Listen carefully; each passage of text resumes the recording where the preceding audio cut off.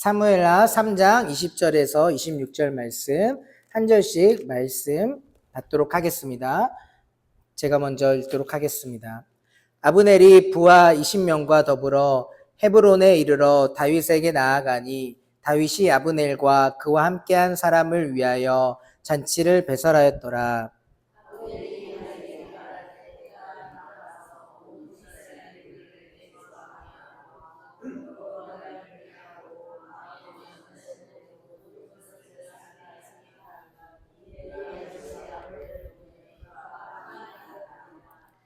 다윗의 신복들과 요압이 적군을 치고 크게 노략한 물건을 가지고 돌아오니 아브넬은 이미 보냄을 받아 평안히 갔고 다윗과 함께 헤브론에 있지 아니한 때라.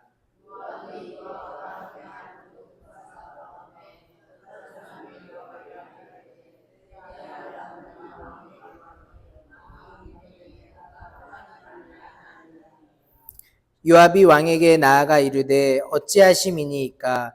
아브넬이 왕에게 나아왔거늘 어찌하여 그를 보내 잘 가게 하셨나이까.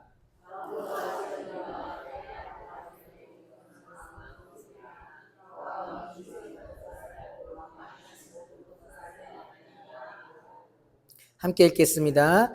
이에 요압이 다윗에게서 나와 전령들을 보내 아브넬을 쫓아가게 하였더니 시라 우물가에서 그를 데리고 돌아왔으나 다윗은 알지 못하였더라. 아멘.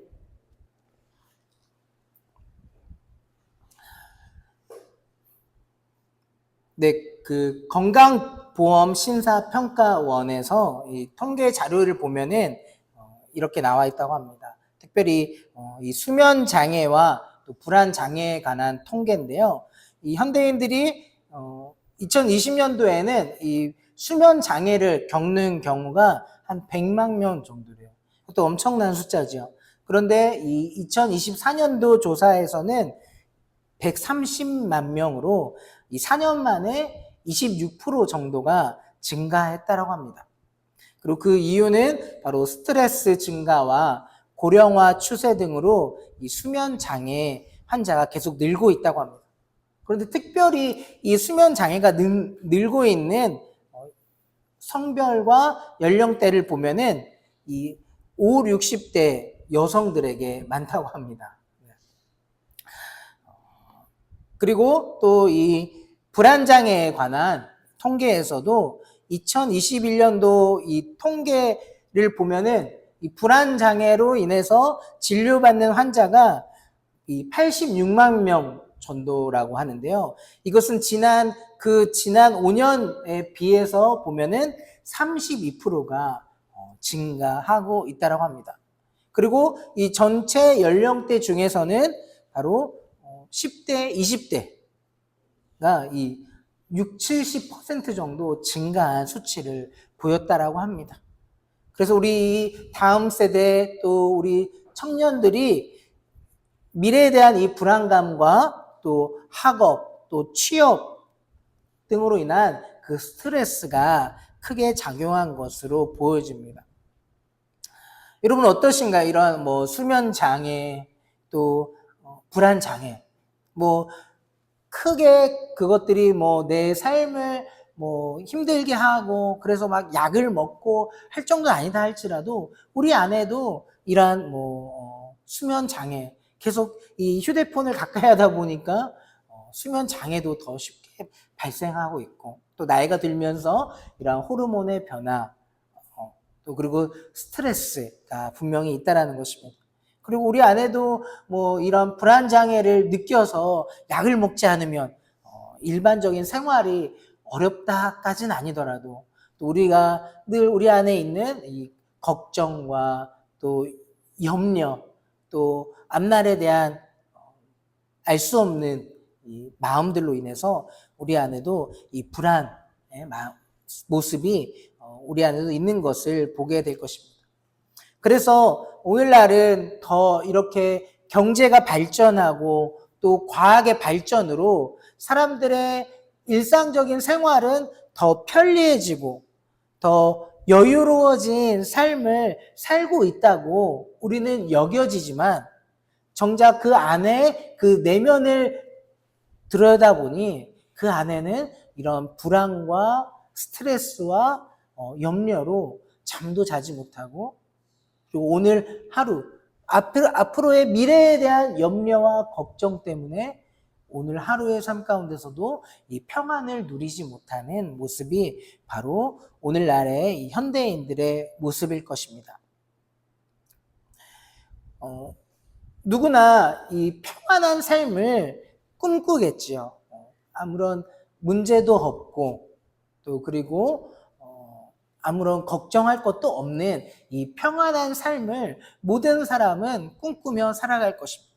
그래서 우리가 열심히 일을 하는 것도 앞으로의 나의 미래의 삶에, 또 그리고 우리 가족과 우리의 자녀들의 삶에 있어서 이러한 평안함을 주기 위해서 우리가 열심히 일도 하고, 또 우리 일만 하는 게 아니라 때로는 우리 가족끼리 어디 여행도 가고, 또 내 자신에게 또 쉼도 주고 회복도 주고 하는 것들을 통해서 우리 모두는 다 이 평안한 삶을 꿈꾸며 살아갈 것입니다. 하지만 모두가 이 평안한 삶을 꿈꾸고 있지만 정작 우리는 이 진짜 평안이 무엇인지 사실 알지 못한 채 이 세상에 있는 많은 사람들은 그렇게 진정한 평안을 쫓아서 평안을 얻기 위해서 오늘도 자신들의 삶을 쳇바퀴 도는 그 삶을 살아가고 있는지도 모르겠습니다. 이 영어의 평안이라는 말은 peace라는 단어를 사용할 것입니다.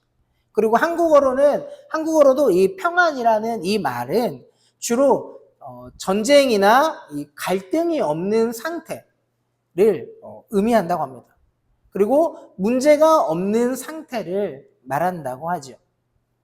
그래서 우리는 평안하다는 것이 우리 말 가운데도 안녕하십니까 하잖아요. 우리가 안녕이라는 것, 평안하다라는 것이 그저 아무 문제도 일어나지 않는 상태를 우리는 이 평안이다, 안녕이다라고 이해하고 받아들이게 됩니다.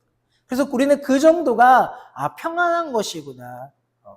그래서 이 정도면은 그래, 내가 아무 문제도 있지 않고 아무 일도 일어나지 않는다면 그 정도면 평안한 삶이지 라고 스스로 만족하며 스스로 안이하기도 할 것입니다.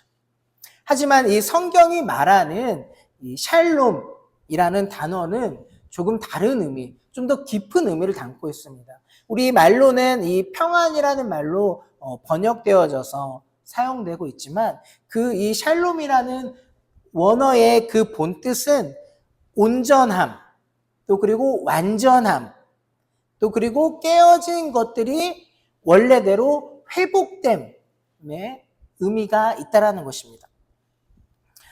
그래서 우리에게는 이 샬롬이라는 단어는 부족함이 없이 다 채워져 있는 상태, 그리고 원래의 상태를 유지하며 그 깨어진 모든 관계가 회복되어 조화를 이루는 상태를 우리는 샬롬이라고 하는 것입니다. 그러니까 이 세상에서는 그냥 조금 부족함이 있더라도 그냥 만족할 정도, 그리고 내가 살아가는 내 가정과 내 일에 있어서 그저 아무 일도 일어나지 않고 그냥 아무 문제도 없다면 그 정도면 평안한 거지 라고 이야기할 수 있지만, 성경이 말하는 것은 우리의 이 완전히 채워진 그 완전한 상태, 하나님이 우리로 하여금 계획하신, 우리를 향하신 하나님의 그 뜻이 완전히 이루어진 그 상태, 그리고 우리를 창조하시고 우리를 사랑하사 그 독생자 예수 그리스도를 보내시어 우리의 모든 죄의 문제를 해결하심으로 하나님과 우리의 관계를 평안케 하신, 화목케 하신 이 관계가 바로 샬롬이라는 것입니다. 사람들이 원하는 것은 단순한 평안이 아니겠죠. 지금 당장은 문제가 없는 것 같지만 미래에 대한 이 걱정과 염려로 불안과 스트레스를 겪고 있는 것 아니겠습니까? 우리는 이렇게 잠시 잠깐 그리고 내 형편과 상황에 따라 바뀔 수 있는 이 평안이 아니라 하늘로부터 오는 영원한 평안, 샬롬, 그리고 나의 어떠한 노력과 나의 가진 것, 나의 형편을 통해서 이 정도면 평안하지. 그 정도가 아니라 우리로부터는 채울 수 없지만 온전히 하늘로부터 채워지는 그 마음의 평안과 위로와 소망이 가득한 그 상태를 우리는 꿈꾸며 살아가고 있을 것입니다. 우리에게는 이 진짜 평안, 즉 샬롬이 필요한 것입니다. 오늘 말씀에는 이 샬롬, 진짜 평안을 추구한 성경의 인물이 있습니다. 그는 이 샬롬으로 자신의 삶이 가득하기를 바랬을 뿐만 아니라 이 샬롬으로 통치되는 자신의 공동체, 하나님의 나라가 세워지기를 원했습니다. 오늘 본문에서는 특별히 3명의 인물이 등장하고 있는데요. 바로 아브넬과 또 요압과 다윗입니다. 말씀을 이어가기 전에 우리가 저희 말씀이 계속해서 이 큐티 본문에 따라서 저희가 말씀을 나누고 있습니다. 그래서 매일의 큐티의 말씀으로 전날의 큐티의 말씀으로 새벽 예배를 드리고요. 그리고 이제 금요 기도회 때도 이 큐티의 본문 말씀으로 나누고 또 그리고 이 주일에는 일주일간의 그 본문 말씀 가운데서 특별히 우리 공동체에 주시는 하나님의 그 말씀이라고 이어진 것을 제가 준비해서 나누고 있습니다. 그래서 우리가 좀 더 이 주일 이 낮 예배에 은혜를 받고 또 말씀의 깊이로 들어가기 위해서는 매일의 삶에서 큐티를 하시는 것이 참으로 중요합니다. 그러지 않으면은 이 말씀을 해도 계속 우리 연속곡도 1편부터 쭉 봐야 이 스토리가 이어지잖아요. 그리고 더 거기에 몰입해가지고 재밌게 보잖아요. 근데 1화 보다가 내가 놓쳐가지고 이제 뭐 한 5화쯤 와가지고 보려고 하면 뭐 그래도 대충 전반적인 이야기는 이해되죠. 하지만 그 안에 있는 디테일한 부분들에 대해서 좀 이해되지 않고 또 그러다 보니까 이 흥미가 떨어지는 것처럼 이 주일 말씀에서도 이제 다 일주일의 본문의 내용을 다 담을 수 없기 때문에 더 깊이 우리가 이 말씀으로 들어가기 위해서는 매일의 삶에서 큐티로 또 우리 새벽 재단을 통해서 함께 말씀의 깊이로 들어가시는 저와 여러분들에게 축복합니다. 그래서 오늘 이 본문에서는 3명의 인물이 등장하는데요. 먼저는 이 아브넬이라는 인물입니다. 이 아브넬은 이 사울이 죽은 이후에 사울의 아들 이스보셋을 그 북이스라엘의 왕으로 옹립하고 하지만 이 꼭두각시로 세워놓고 자신이 왕 노릇을 하려 했던 이 북이스라엘의 군대 장관이었습니다. 그런데 이 이스보셋, 자기가 왕으로 세워준, 그래서 꼭두각시로 왕으로 앉혀놓은 이 이스보셋이 자신을 책망한 거예요. 바로 이스보셋이 자기의 아버지 사울의 첩을 이 아브넬이 취한 것을 책망한 거죠. 그러자 이 아브넬이 엄청난 분노에 일으킨 거죠. 아니 너는 내가 왕으로 세워준 내 은혜도 알지 못하고 나에게 감히 책망을 해? 나에게 죄를 지적해? 그러면서 이 분노의 마음으로 이 이스보셋에게 너 이 나라 내가 뺏어버릴 거야. 너 끝이야. 그리고 내가 이 나라 다 다윗에게 돌려줄 거야. 라고 하였습니다. 그리고는 이 다윗과 이제 언약을 맺기 위해서 이 다윗을 찾아오게 되었고 소기의 이 목적을 달성하고 오늘 본문의 말씀에서 평안이 돌아갔다라고 한 것입니다.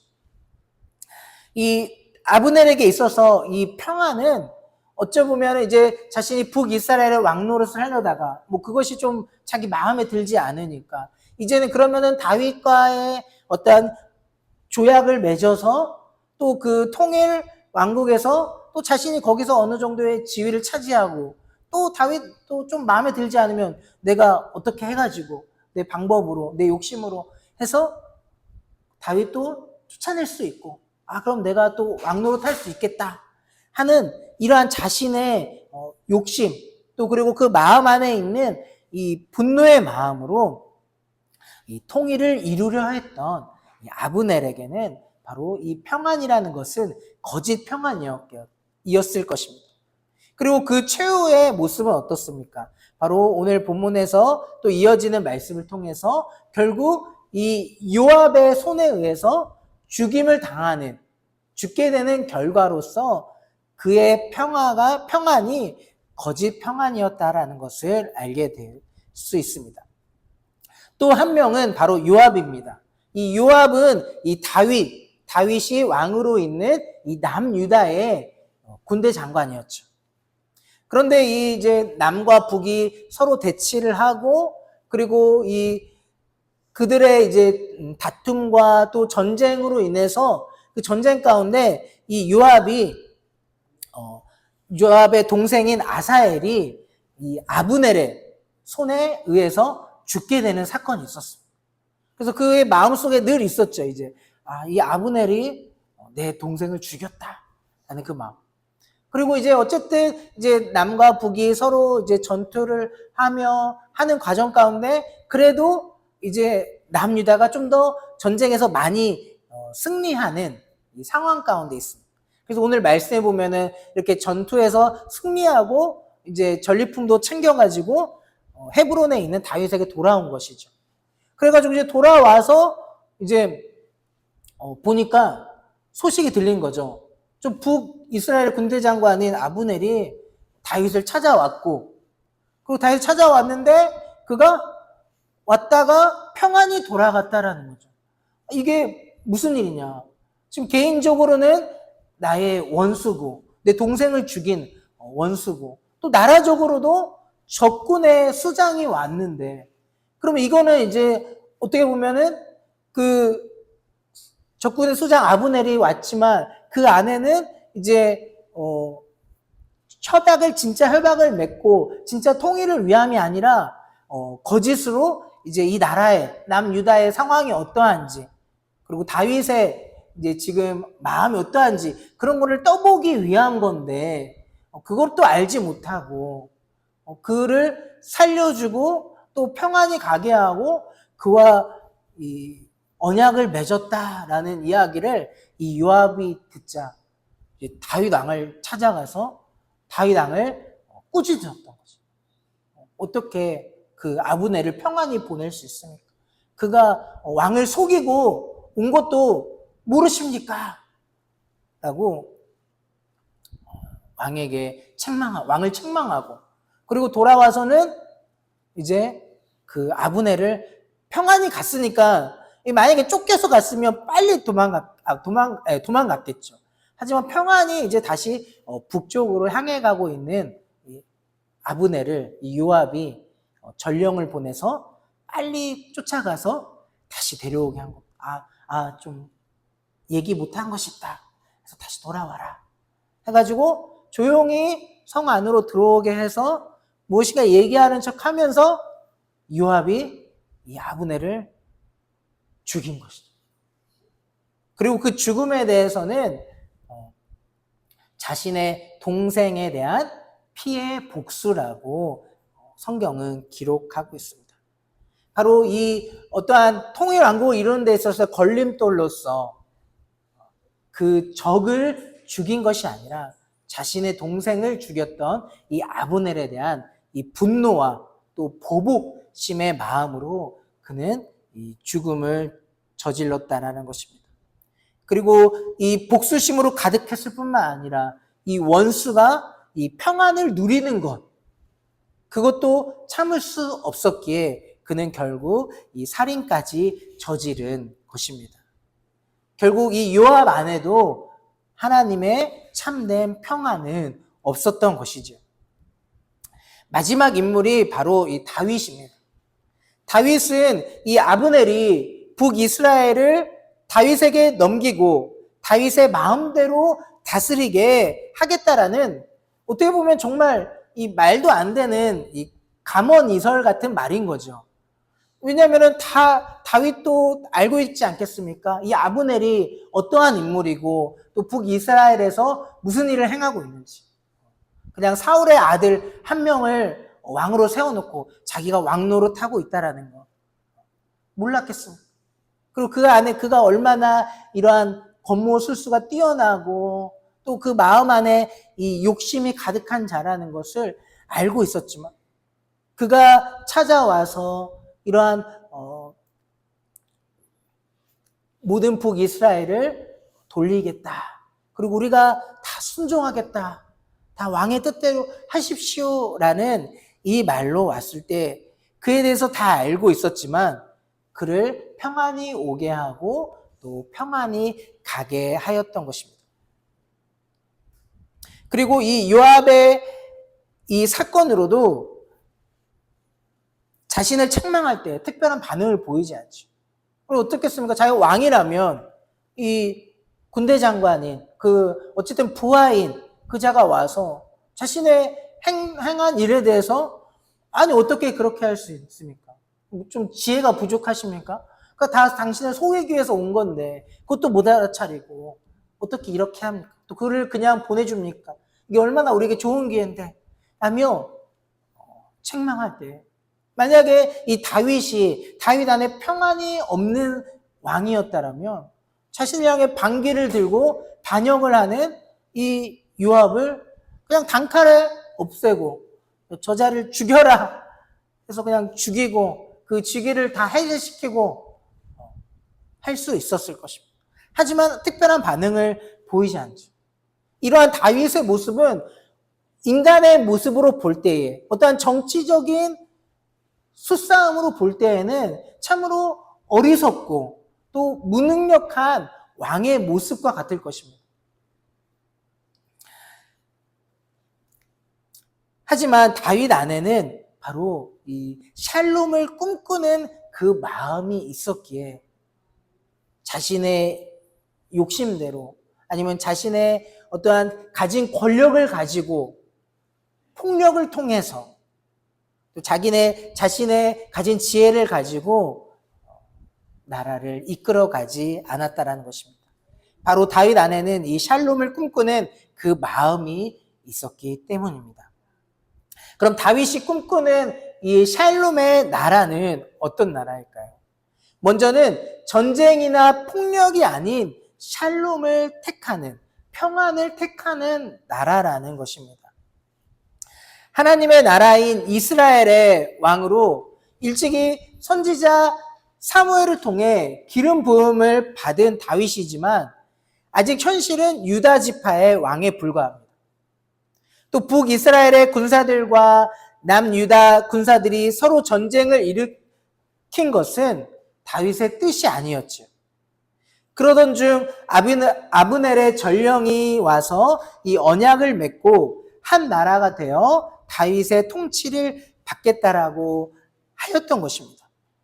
비록 이 아브넬이 어떤 자인지 또 그가 북이스라엘에서 어떤 일을 했는지 알고 있었지만 이 언약을 맺는 것이 또한 나중에 족쇄가 되어 일정 부분의 권력을 아브넬에게 나눠야 할 상황도 예상할 수 있지만 이 다윗에게 중요한 것은 이 같은 민족끼리 폭력과 전쟁을 통한 통일 왕국을 세우기를 원치 않았기 때문에 그는 이러한 아브넬의 거짓된 언약에도 그에 반응하여 그와 그의 제안을 받아들였던 것입니다.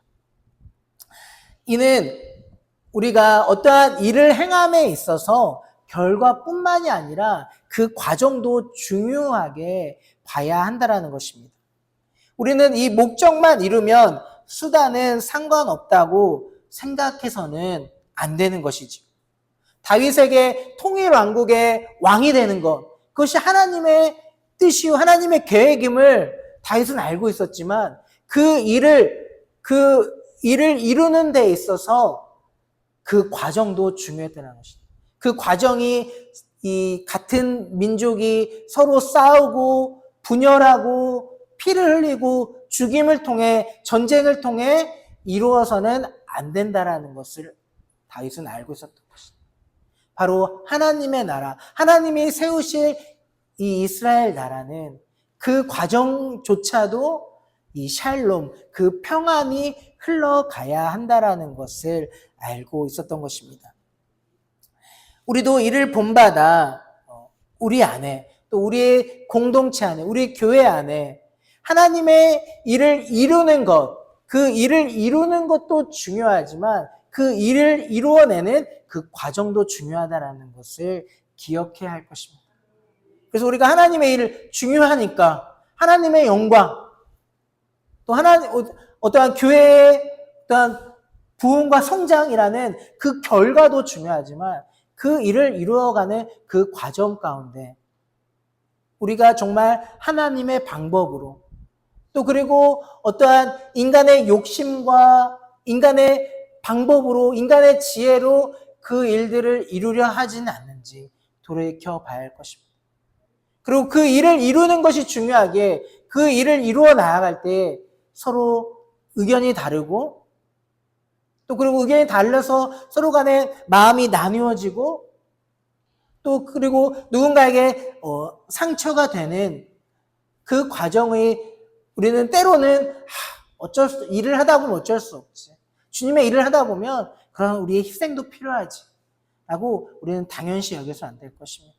다윗이 꿈꾸었던 그 하나님의 나라가 그 과정조차도 바로 하나님의 평안이 흘러가야 했던 것처럼 우리가 우리 일을 해나감에 있어서 우리가 교회 일을 하고 또 봉사를 하고 어떤 하나님의 사업을 할 때에 우리 안에 평안함이 있는가? 우리가 그 일을 하면서 서로 간에 다툼이 일어나고 또 누군가의 마음을 상하게 하고 한다라면 그 일을 하지 않는 것이 어쩌면 더 나을 수도 있을 것입니다. 제가 속해 있었던 이 미얀마의 선교 단체에서도 하나의 모토가 있었습니다. 바로 선교 사업을 하는 과정에서 싸울 것 같으면 하지 말자라는 게 모토예요. 뭔가 이제 우리가 어쨌든 제일 미얀마에서 가장 규모가 있는 단체였는데, 그러니까 그 규모를 이용해서 뭔가의 더 큰 선교 사업을 우리가 진행할 수 있겠죠. 근데 그 일을 진행하고 계획하고 해야 돼 있어서 각자의 마음이 다르다 보니까 다툼이 되기도 하고, 그리고 어쨌든 서로의 의견을 이제 나타내기 위해서 또 이렇게 말을 세게 하고 그냥 억지로 밀어붙이다 보면은 서로가 결국에는 마음이 나누어지고 분열이 생기고 다툼이 된다는 것입니다. 그럴 일이 발생할 것 같으면 차라리 하지 말자. 그러다 보니까 저희 같은 젊은 사람은 어쨌든 뭔가 좀 우리가 의견이 맞지 않아서 조금 생각이 달라도 그런 갈등을 사실은 이겨내서 일을 하는 게 더 중요한 거 아니냐라고 생각하지만 우리 단체에서는 그것보다 더 중요한 건 우리가 싸우지 않는 거. 네, 여러분 선교사들이 우리가 볼 때는 다 이제 그 안에 평안할 것 같지만 얼마나 그 안에 다툼과 분열이 많은지 알 수 없습니다. 그 관계가 깨어진 것들이 얼마나 많은지 알 수 없습니다. 그런데 그 중요한 것은 어떠한 그 선교지에서의 그 큰 일, 하나님의 일을 이루어 나가는 것보다 그 관계의 평안함, 우리가 다투지 아니하고 하나님 안에서의 그 사랑을 나누고 함께하는 것이 더 중요하다는 모토입니다. 그리고 우리 안에도 우리 교회도 앞으로 우리가 해 나아갈 모든 어떠한 교회의 사업, 또 목회, 또 그리고 우리가 하는 봉사, 또 우리 안에서의 그 어떤 구역에서 또 여전도에서의 모든 일을 진행해 나아감에 있어서 우리가 중요하게 할 것은 어떠한 그 결과와 목적과 또 우리가 이루고자 하는 그 일에 있는 것이 아니라 그 일을 행함에 있어 그 과정, 그 과정 안에 우리가 얼마나 하나님의 말씀에 순종하고 우리가 하나님의 뜻대로 인간의 생각과 인간의 방법을 내려놓고 하나님의 뜻대로 하나님의 일하심을 우리가 기다리며 또 우리가 서로의 마음을 상하지 않게 우리 안에 평안을 이루며 그 일을 진행하는 것이 더욱 중요함을 기억하길 축복합니다. 두 번째로 이 다윗이 꿈꿨던 하나님의 나라는 바로 거룩함으로 세우는 하나님의 나라입니다. 오늘 우리가 읽었던 이 3장의 28절과 29절 말씀을 한번 보도록 하겠습니다. 제가 읽도록 하겠습니다. 그 후에 다윗이 듣고 이르되 넬의 아들 아브넬의 피에 대하여 나와 내 나라는 여호와 앞에 영원히 무죄하니 그 죄가 요압의 머리와 그의 아버지의 온 집으로 돌아갈지어다. 또 요압의 집에서 백탁병자나 나병 환자나 지팡이를 의지하는 자나 칼에 죽는 자나 양식이 떨어진 자가 끊어지지 아니할지로다 하니라. 아멘. 바로 이 다윗이 요압이 이 아브넬을 죽인 사실을 알고 나서 다윗은 이 피해 보복에 대해 자신과 이 나라는 아무 상관이 없다라고 무죄하다라고 선을 긋고 있습니다. 그리고 그 피해 보복을 한 요압을 향해서 요압과 그의 가문을 향해 정말 심각한 저주를 내리고 있죠. 이는 이 앞서 보였던 다윗의 모습 어찌 보면 조금 무능력해 보이고 때로는 그냥 좋은 게 좋은 거지라고 받아들이는 그러한 다윗의 모습이었는데 갑자기 이 요압이 행한 이 복수에 대해서 이가 이토록 그것과 우리는 무죄하다. 그리고 이 요압을 향해 엄청난 저주를 내린 그 이유는 바로 우리 다윗이 꿈꾸는 하나님의 나라는 거룩함으로 세워져 간다는 것이죠. 그런데 그 거룩함으로 세워져 가야 하는데 이 요압이 피해 복수를 함으로 인하여서 이 죄가 이 공동체 안에 들어오므로 심각한 문제를 일으킬 수 있기 때문에 이 다윗은 이 죄에 대해서 이 요압이 흘린 죄에 대해서 나와 이 나라는 상관없다. 무죄하다. 하나님 앞에 무죄하다. 나는 관여하지 않았다. 라고 그가 선언하고 있는 것입니다. 그리고 그의 죄에 대하여서도 어찌 보면 자신의 수족같이 좀 자신을 위해 이 나라를 위해 땀 흘리고 목숨을 내걸고 그 전쟁에 싸워왔던 그 요압. 그 요압이 실수처럼 한 잘못. 그냥 감싸주고 그래 어쩔 수 없지. 다음에는 그러지 마라. 넘어갈 수 있지만 그 요압을 향해 엄청난 저주를 내리고 한 것은 바로 이 하나님의 나라를 세워감에 있어서 이 거룩함, 이 죄가 함께할 수 없는 거룩함으로 세워지는 나라라는 것을 분명히 하였던 것입니다. 그러하기에 이 다윗은 이 기름 부음을 받은 사울 그리고 이 사울의 죽음에 이 관여하였던 자들에 대해서 그것을 이제 보고한 그리고 자신이 사울을 죽였다라고 보고한 그 군인에 대해서 그리고 또 이 북이스라엘의 이스보셋을 암살한 자들에 향해서도 너희가 잘했다. 너희로 인해서 북이스라엘을 우리가 쉽게 이제 점령할 수 있겠구나. 너희 공로가 크니 너희도 이 통일 왕국에 직위를 주겠다라고 한 것이 아니라 이 하나님이 세우신 자, 그리고 죄가 없는 의인을 침상에서 죽인 죄에 대해서 그것을 묻고 그들을 심판한 다윗의 모습을 볼 수 있는 것입니다. 바로 그에게 있어서는 이 죄악이, 이 거룩함이 너무도 중요하다라는 것입니다.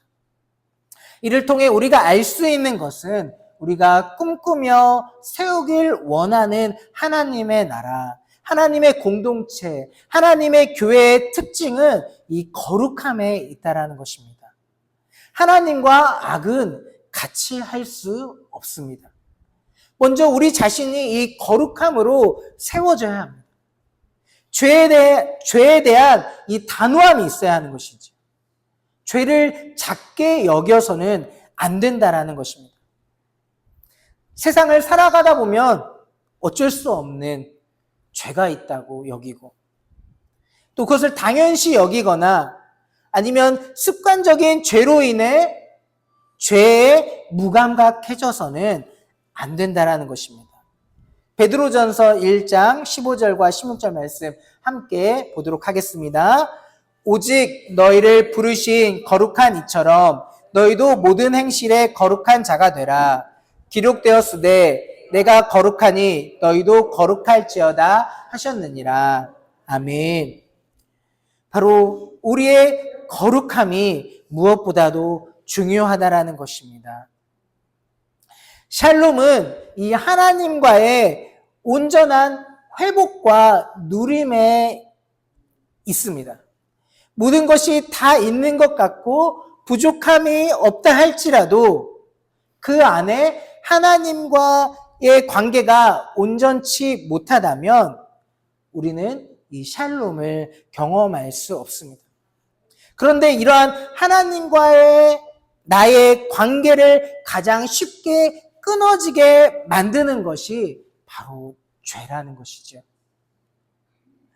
그리고 그 개인의 죄가 이 공동체의 거룩함을 깨트리는 역할을 한다라는 것입니다. 요압의 일탈이라고도 할 수 있었던 이 개인적인 복수. 그렇게 쉽게 그냥 작게 여기고 넘길 수 있었지만 다윗이 이처럼 단호히 이 죄를 책망하고 그와 그의 가문을 저주하였던 것은 바로 이 개인의 죄가 이 공동체를 무너뜨릴 수 있기 때문인 것입니다. 특별히 직분을 맡은 자들의 죄는 더욱 그리하겠죠. 직분을 우리 맡으신 분들은 이 개인적인 우리 죄의 문제를 가볍게 여겨서는 안 될 것입니다. 특별히 또한 저를 위해서 기도해 주십시오. 제가 죄에 넘어지지 않고 더욱 거룩함에 이르도록 기도해 주시기를 부탁합니다. 말씀을 정리하겠습니다.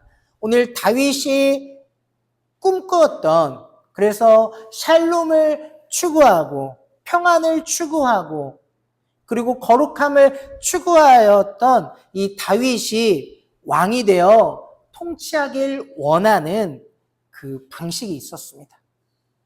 그것은 바로 은혜와 진리로 다스리는 나라입니다.